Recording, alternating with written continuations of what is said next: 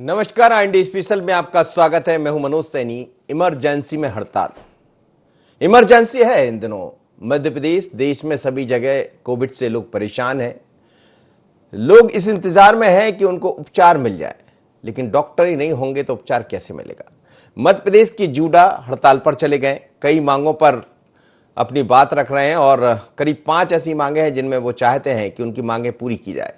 Emergency सेवाओं पर उसका सीधा असर दिखाई दे रहा है। गांधी मेडिकल कॉलेज भोपाल में करीब 450 जूनियर डॉक्टर्स हड़ताल में शामिल हुए। सुरक्षा, मानदेय और बढ़ोतरी इलाज जैसी कई मांगे उन्होंने दोहराई है। हड़ताल के कारण इमरजेंसी और ओपीडी सेवा प्रभावित होने लगी। जल्दी मांगे पूरी नहीं होने पर कोविड सेवा भी बंद करने की चेतावनी दी है। 5 सूत्री मांगों को लेकर प्रदेश भर के जूनियर डॉक्टर अनिश्चितकालीन हड़ताल पर है। इंदौर के एमवाई अस्पताल में भी जूनियर डॉक्टरों ने काम बंद किया है। इसी तरह सरकार पर वादा खिलाफी और नजरअंदाज करने का आरोप लगाया। कोरोना से संक्रमित होने वाले डॉक्टरों के लिए भी अलग से व्यवस्था की उन्होंने मांग की है। गांव में की जाने वाली ड्यूटी की अनिवार्यता को खत्म करने की बात उन्होंने कही है। डॉक्टरों ने लामबंद होकर सरकार के खिलाफ मोर्चा खोलते हुए चेतावनी दी है कि कोविड में की जाने वाली ड्यूटी को भी हम बंद किए जाने की बात आप मानकर चलिएगा, यदि हमारी बातें नहीं मानी गई तो। अब सवाल यही है कि इमरजेंसी में जूडा की हड़ताल कितनी जायज, क्या इस विभीषिका में हड़ताल करना सही है?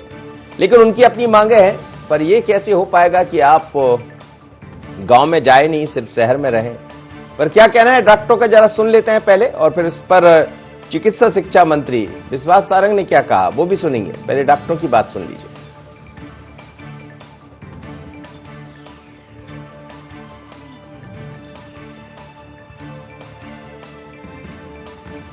मरीजों को परेशानी होगी, बिल्कुल होगी। इसीलिए हम भी यही प्रयास कर रहे हैं, क्योंकि इसलिए पहले इमरजेंसी वगैरह बंद किया है, क्योंकि मरीजों को परेशान करना हमें बिल्कुल अच्छा नहीं लगता। कोविड ड्यूटीज़ में एक बार में हमारे 150 रेजिडेंट रहते हैं। आज की डेट में आधे से ज़्यादा कोविड पॉजिटिव हैं, उनको भी बेड नहीं मिल रहे हैं। यहाँ के रेजिडेंट होने के बावजूद बड़ी मुश्किलातों का सामना करना पड़ता है, तो मजबूरन ये कदम उठाना पड़ा हमें। हमारी 5 प्रमुख मांगे हैं।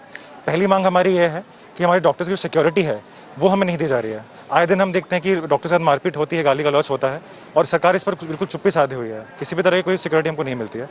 दूसरा पॉइंट हमारा जो है, दूसरी मांग जो हमारी है वो यह है कि जब हमारे कोरोना में काम करते जो डॉक्टर्स पॉजिटिव आते हैं, जो बीमार पड़ जाते हैं, तब उनके इलाज के लिए उनको प्राथमिकता नहीं दी जाती है। हॉस्पिटल्स में बेड्स रिजर्व नहीं होते हैं, उनके पास जो बेसिक ड्रग्स हैं वो अवेलेबल नहीं किए जाते हैं। उन्हें बेसिकली एक आम जनता, आम जो मरीज है उनकी तरह उनको ट्रीट किया जाता है, और ये वही डॉक्टर्स हैं जो उन पेशेंट्स का इलाज कर रहे हैं। तीसरी हमारी चीज़ ये है कि पिछले 1 वर्ष से लगातार हम लोग कोरोना में काम करते आ रहे हैं, कोरोना में ड्यूटी करते आ रहे हैं, और हमारे जो फील्ड्स की स्पेशलाइजेशन है हम उसमें ना कुछ पढ़ पा रहे हैं ना सीख पा रहे हैं। तो इसका जो 1 साल का कंपनसेशन है वो हमारे ट्यूशन फीस माफ़ करके मिले, या हमारे जो 1 साल का ग्रामीण बॉन्ड है उसको मुक्त करके मिले।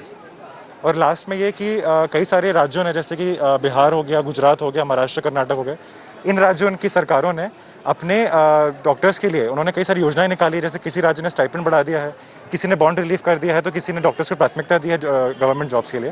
तो जब हमारी सरकार पे बात आती है कि हमारे मंत्री हमारे डॉक्टर्स के लिए क्या कर रहे हैं, तब ऐसा कुछ बड़ी योजना के बारे में पता नहीं चलता है। तो आज की जो हड़ताल है वो हमें मजबूरन करनी पड़ी है, और इसका अगर इस हड़ताल की वजह से किसी भी मरीज को नुकसान होता है, किसी मरीज की जान जाती है, तो उसका पूरा दोष सरकार को जाता है।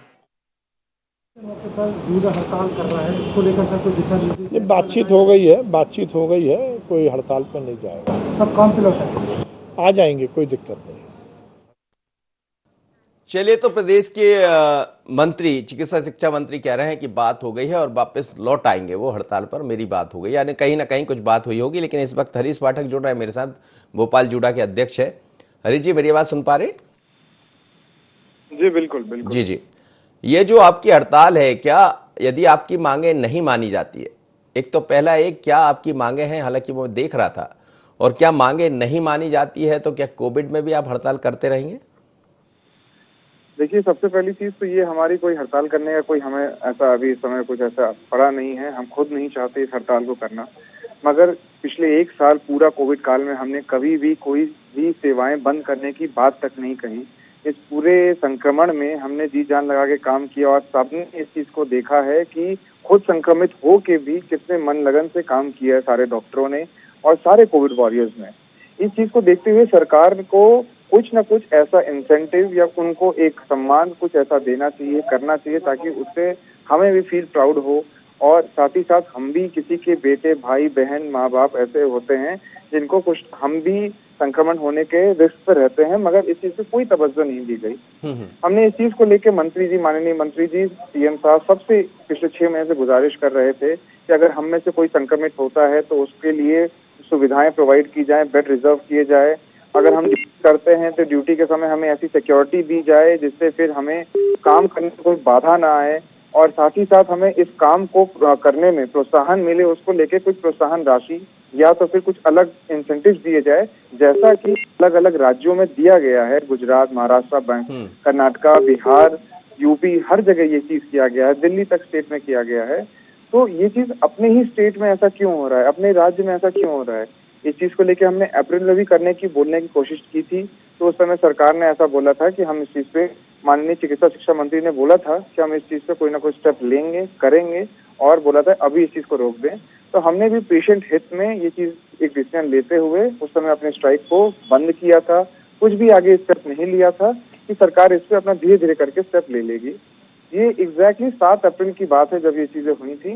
अब जाके 7 मई होने जा रहा है, ये पूरा 1 महीना निकल चुका, मगर सरकार ने इस पे एक मूव नहीं लिया, एक भी। लेकिन डॉक्टर पाठक, ये तो कहा गया था कि आपकी ट्यूशन फीस माफ होगी, ये कुछ बात हुई थी क्या आपकी? ऐसा कुछ भी नहीं हुआ। ये सारी मांगे हमने रखी थी।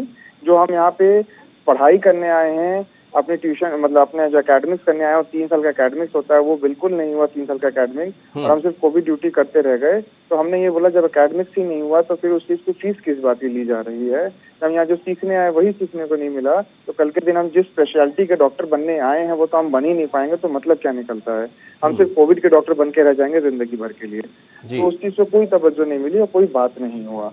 तो फाइनली आज हमारा यही कहना था कि अगर हम अब नहीं होता है तो हम पहले इमरजेंसी बंद करेंगे। इसके लिए भी हमने 3 दिन का समय दिया सरकार को, सरकार ने अभी भी एक्शन नहीं लिया, तो मजबूरन वश आज हमें इमरजेंसी आईपीडी। लेकिन आपकी एक मांग है कि या तो ट्यूशन फीस हमारी कुछ की जाए, नहीं तो गांव में जो जाने वाली बात कही जा रही सरकार की तरफ से।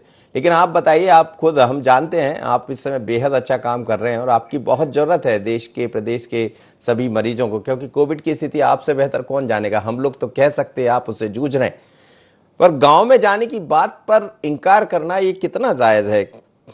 बिल्कुल नहीं, मैं भी इस चीज को, आपकी बात को बिल्कुल समझता हूँ, मगर मैं आपको थोड़ी चीज समझाना चाहता हूँ कि नॉर्मली क्या होता है, ये 3 साल का हमारे कार्यकाल होता है, ये होता है पढ़ाई करने के लिए, ना कि कोई भी ऐसे रोग को देखने और काम करने के लिए। इस बीच में हमने 1 साल 1.5 साल से ऊपर होने जा रहा है जो हम लोग कोरोना में काम कर रहे हैं, पढ़ाई लिखाई कुछ नहीं कर रहे हैं।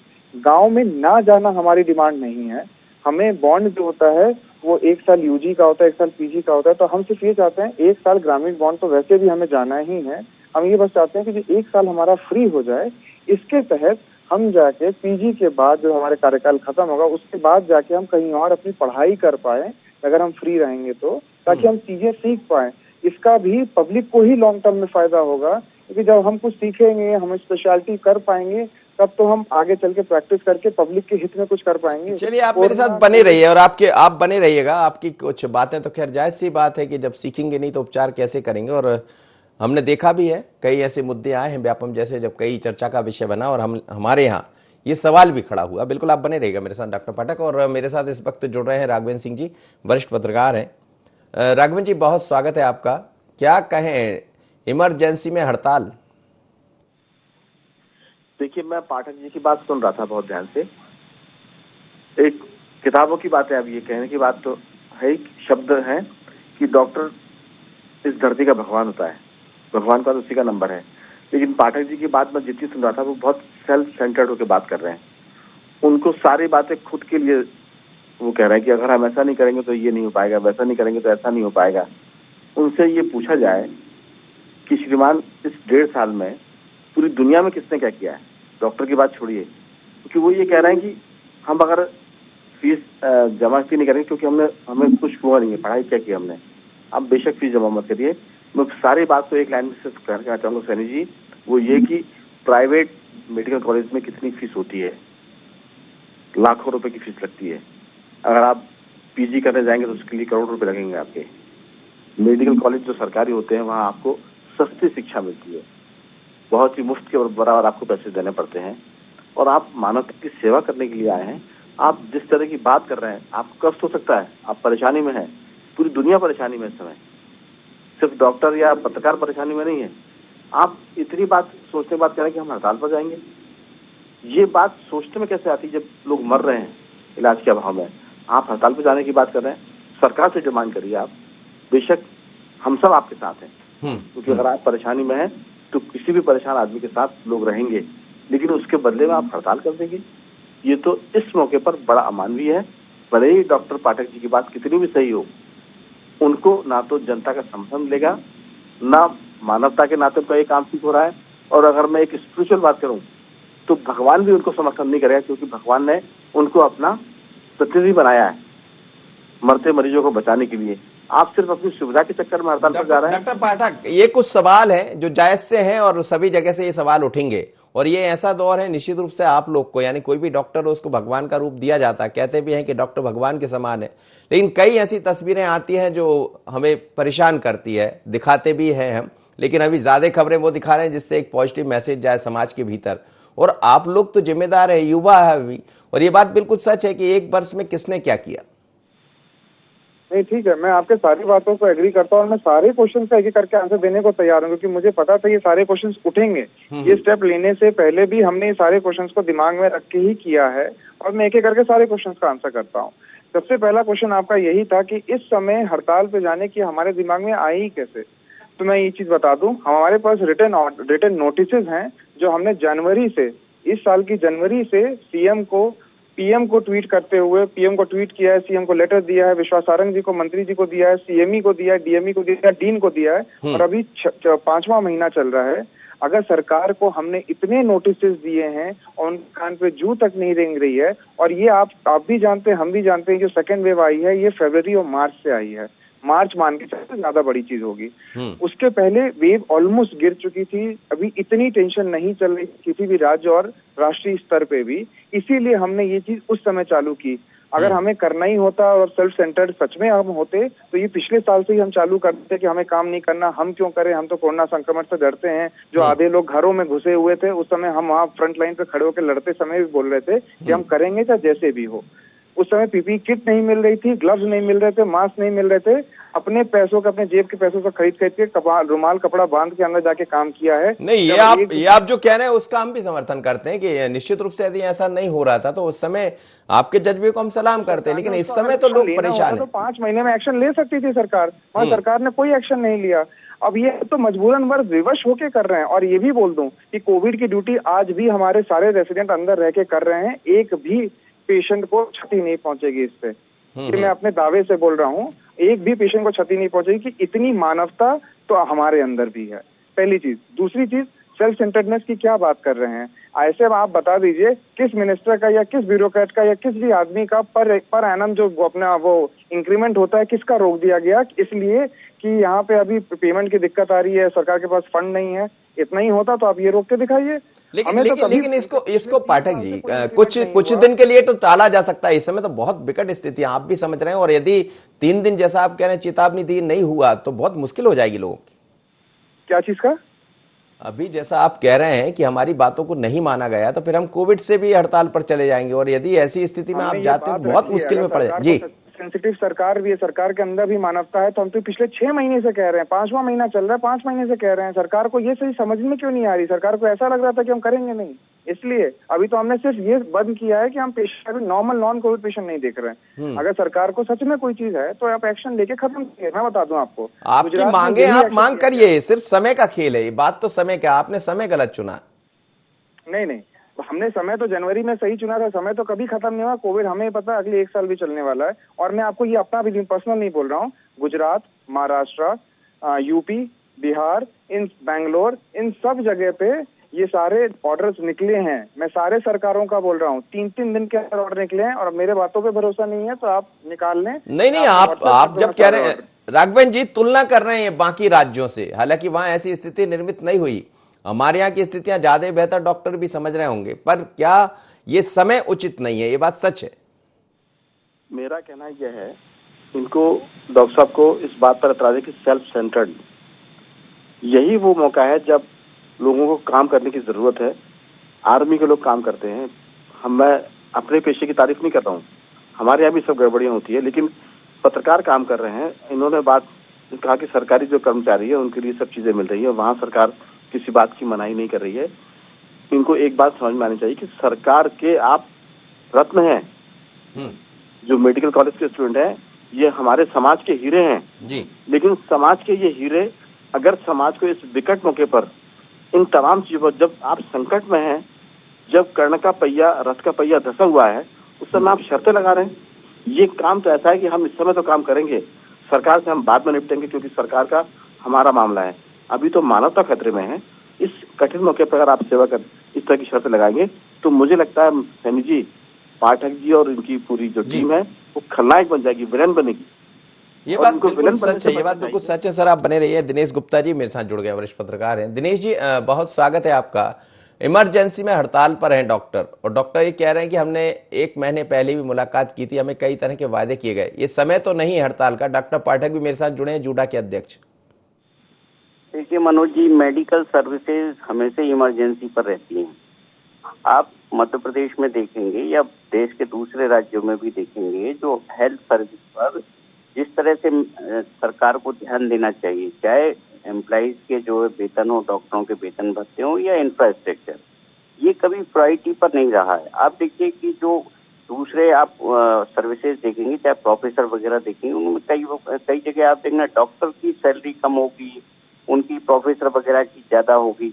तो डॉक्टर कभी भी हड़ताल पर जाए, यही माना जाएगा कि वो इमरजेंसी सर्विसेज उससे प्रभावित हो रही है। सरकार 1 साल से आप देखिए कि कोविड का इशू है, और उनके जो जूडा के इशू कोई आज के नहीं है। सरकार को हेल्थ सेक्टर के लिए एक प्रायोरिटी फिक्स करना पड़ेगी, और बेहतर सर्विस और बेहतर इंफ्रास्ट्रक्चर आप नहीं देंगे तब तक ना तो जनता संतुष्ट होगी और ना डॉक्टर संतुष्ट। जी जी डॉक्टर पाठक आप जुड़े हैं मेरे साथ। ये बात सच है, कुछ चीजें आपकी है वो जाहिर है और होना भी चाहिए, लेकिन सिर्फ बात हो रही समय का, थोड़ा इसमें टाला नहीं जा सकता इसको? बिल्कुल, हमने टालने की बहुत कोशिश की। इन चीजों को लेके हम खुद चाह रहे हैं कि स्ट्राइक अभी ना हो। हमारा तो मानना भी यही था कि इस समय पे स्ट्राइक करना एक मानवता के खिलाफ, एक पेशेंट के हित में उनको ही क्षति पहुंचाएगा, और इवन हमारी इमेज भी गलत होगी, जो कुछ हम भी नहीं चाह रहे हैं। इस समय हम भी चाह रहे हैं कि पेशेंट को ज्यादा से ज्यादा किया जाए, मगर बात यही पड़ रही है कि हमने सरकार को यही चीज का समय दिया 1 महीने का, और इवन अभी भी हम देने को तैयार हैं, हम बोलने को तैयार हैं। अगर सरकार आज के दिन में भी एक स्टेटमेंट इंडिया में या फिर एक ऑर्डर भी ऐसा पारित कर दे कि इस पे हम कमेटी बैठा के कोई भी जांच कुछ भी करके आज आपकी बात हुई है क्या चिकित्सा शिक्षा मंत्री से? के साथ हम ऑर्डर निकाल देंगे, आज बात नहीं है, हम तो बैठ जाएंगे। आज बात हुई है कि आपकी मंत्री जी से बोल रहे हैं कि हमारी बात हुई है? हमारी वार्तालाप रेगुलर चल रही है उस पे अभी भी, मगर अभी कोई एक डिसीजन नहीं निकला है। तो क्या कुछ आगे जैसा क्या कुछ आसार दिखाई दे रहा है कि निकल आएगा? आसार लग रहे हैं कि हो सकते हैं, मगर अभी भी कुछ फाइनल डिसीजन नहीं हुआ है। तो आपकी जो बात हुई होगी उसमें कुछ दिख तो रहा होगा, आपने कहा कि आसार लग रहे हैं, तो मतलब रास्ता तो निकलेगा। देखिए हुआ क्या था, पिछली बार भी 1 महीने पहले आसार हमें लगे थे। अगर वही आसार अगर सक्षम हो जाते तो आज वो चीजें ऑर्डर हमारे हाथ में और ये सिचुएशन क्रिएट ही नहीं होता। मगर अब जब तक हमारे पास ऑर्डर ना हो, जब तक चीजें फाइनल ना ऑन पेपर ना हो, तब तक तो उसको ना के बराबर ही माना जाए तो वैसा सही रहेगा। जी दिनेश गुप्ता जी मेरे साथ जुड़े हैं।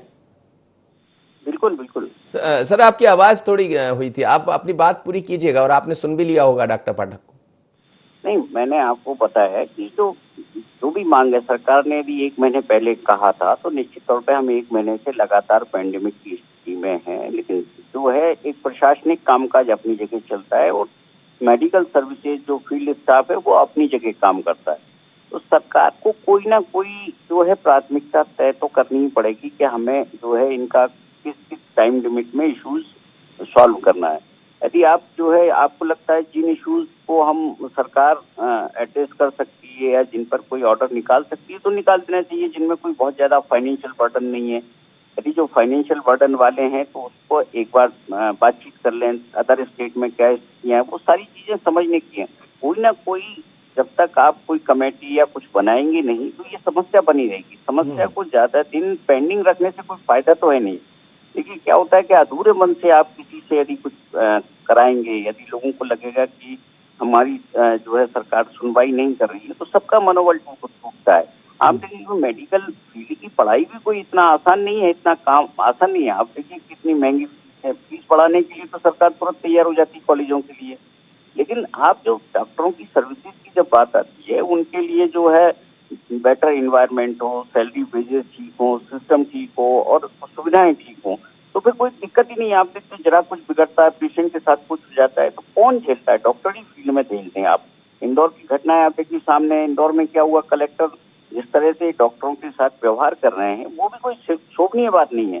तो आप केवल डॉक्टर जिसको कहते हो आप, मानवता की जिम्मेदारी केवल अकेले डॉक्टरों पर नहीं होती, पूरे सिस्टम पर होती है। यदि सिस्टम डॉक्टर का साथ नहीं देगा तो वो क्या करेंगे?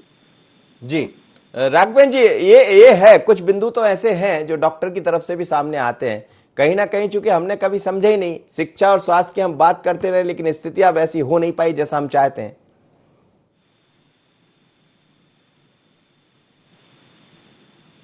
चलिए डॉक्टर पाठक से ही बात करें। डॉक्टर पाठक, जैसा आप कह रहे थे कि कुछ रास्ता दिखाई दे रहा है, यदि मान लीजिए कुछ आश्वासन भी आपको मिल जाता है तो क्या आप आगे जो अपने कदम बढ़ाने वाले हैं उनको पीछे ले लेंगे? डॉक्टर पाठक, तो चलिए हम बात कर रहे हैं आज।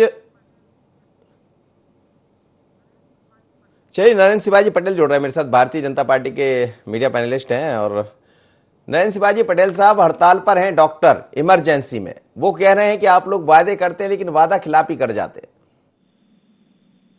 नहीं मनोज जी, ऐसा कौन सी वादा खिलाफी की है उन्होंने, उनको बताना चाहिए। नहीं, वो सब बता रहे थे अभी जी।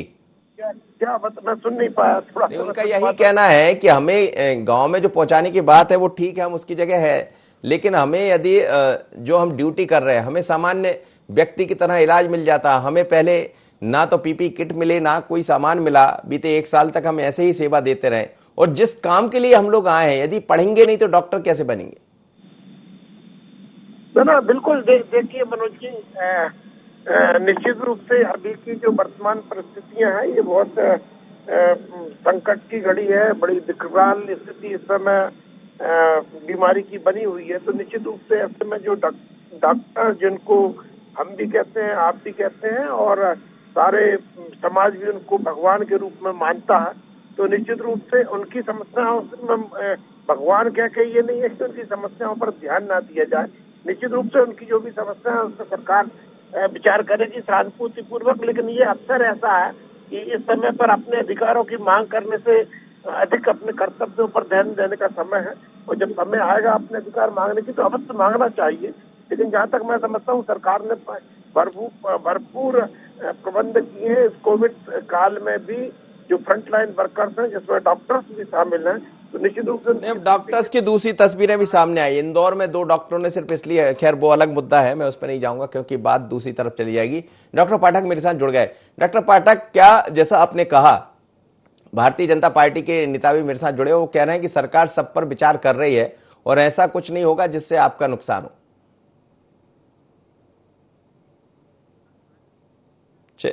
राघवेंद्र जी मेरे साथ जुड़े।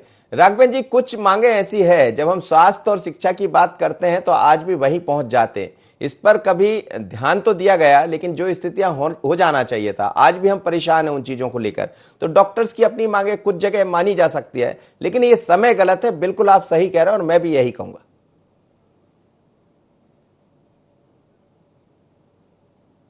जी चलिए, दिनेश गुप्ता सर मेरे साथ जुड़े हैं, उन्हीं से बात मैं कर लेता हूं। और सुन ही रहे थे हम शिवाजी पटेल को, वो कह रहे हैं कि सरकार, सर क्या क्यों नहीं हो पाता? जिस स्वास्थ्य और शिक्षा की हम लगातार बातें करते रहते हैं और वहीं उलझ जाते हैं। जब आज कोविड जैसे एक बड़ी महामारी हमारे बीच में है, बावजूद इसके हड़ताल पर यदि डॉक्टर सोच भी रहे तो एक सवाल तो खड़ा होता है।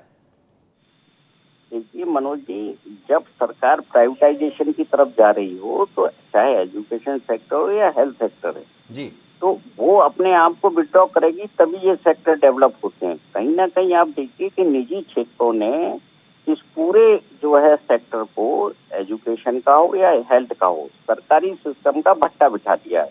और ये कोई एक दिन में नहीं हुआ। आप 90 के बाद लीजिए कि सिलसिलेवार जो सरकारी क्षेत्र में जो है, चाहे आप एजुकेशन क्वालिटी को देखो या हेल्थ सर्विसेज का जो सर्विसेज है उसको आप देखिए, दोनों ही लगातार इसमें डिटोरिएशन हो रहा है।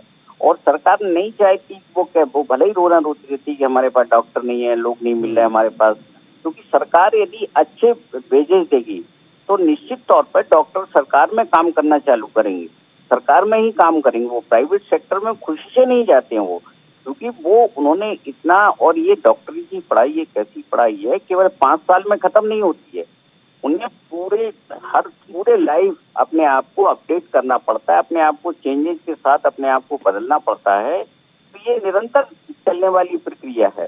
तो डॉक्टर भी चाहते हैं कि उनको उनकी जो भी सुविधाएं हैं, जो भी उनके जो सरकारी क्षेत्र में जिस तरह का उनको मिलना चाहिए, बेसिस मिलना चाहिए या जो सुविधाएं मिलना चाहिए वो मिलना चाहिए, वो फिर प्राइवेट में जब मिलती हैं तो वो वहां की तरफ रुख करते हैं और सरकार कोई। जी चलिए सर, बिल्कुल, बहुत बहुत धन्यवाद आप सभी का मेरे साथ जुड़े। लेकिन ये सच है कि इस समय इमरजेंसी में हड़ताल करना कितना जायज है, क्योंकि लोग परेशान हैं, अस्पतालों में उपचार के लिए उम्मीदें लगाकर बैठे हैं। भगवान के रूप में डॉक्टर को माना जाता है, लेकिन डॉक्टर भी क्या करें, क्योंकि हेल्थ और शिक्षा, एजुकेशन दोनों की बातें हम हमेशा करते हैं, पर इस पर एक ऐसा कोई कदम उठाया जाए कि डॉक्टर कभी सोचने को मजबूरी ना हो। आप उसको प्रायोरिटी पर ले लीजिए।